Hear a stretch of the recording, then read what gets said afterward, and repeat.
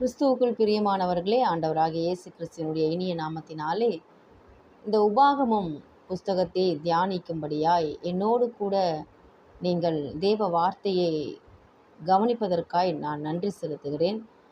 இன்றும் உபாகமம் 1வது அதிகாரம் 27வது வசனத்தை அவரவர் வீட்டில் என்கிற தலைப்பில் உங்களோடு கூட நான் பகிர்ந்து கொள்ள விரும்புகிறேன். உங்கள் கூடாரங்களில் முறுமுறுத்து கர்த்தர் நம்மை வெறுத்து நம்மை அழிக்கும் பொருட்டாக நம்மை எமோரியரின் கையில் ஒப்பு கொடுக்கும்படி நம்மை எகிப்து தேசத்திலிருந்து புறப்பட பண்ணினார். இஸ்ரவேலர் தங்கள் கூடாரங்களில் முறுமுறுத்தார்கள். தேவன் அதை காதார கேட்டு மோசேயிடம் மனமுடைந்து பேசுகிறார்.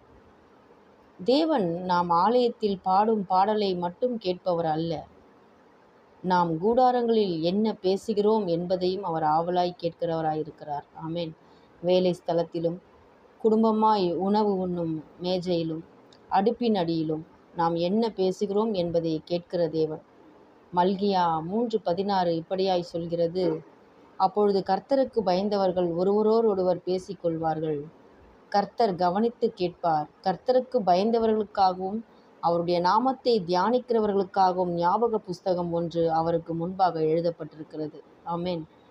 இங்கே இஸ்ரேல் ஜனங்கள் தங்கள் கூடாரங்களில் முறுமுறுத்ததை கர்த்தர் கவனித்து கேட்டார். அவர்கள் என்ன பேசுகிறார்கள் என்பதை கூட மிக தெளிவாய் இந்த இடத்திலே எழுதி வைத்து விட்டார்.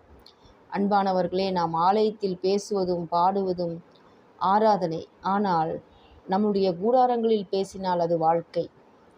உங்கள் பேச்சும் அறிக்கையும் மற்றவர் பார்க்கும் இடத்திலும் மறைவான இடத்திலும் ஒரே மாதிரி தான் இருக்கின்றதா என்பதை சிந்தித்து பாருங்கள். அநேகர் வாழ்வில் ஆலயத்தில் ஆர்ப்பரிப்பும் கூடாரத்தில் முறுமுறுப்பும் இருப்பது மாறட்டும். நம்முடைய மனநிலையே நம்முடைய வீடுகளிலும் கடந்து வரட்டும்.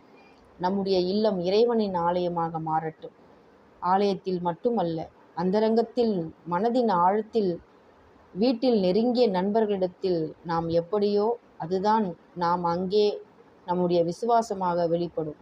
கர்த்தர் தாமே இந்த சத்திய வசனத்தை ஆசீர்வதிப்பாராக. ஆமென்.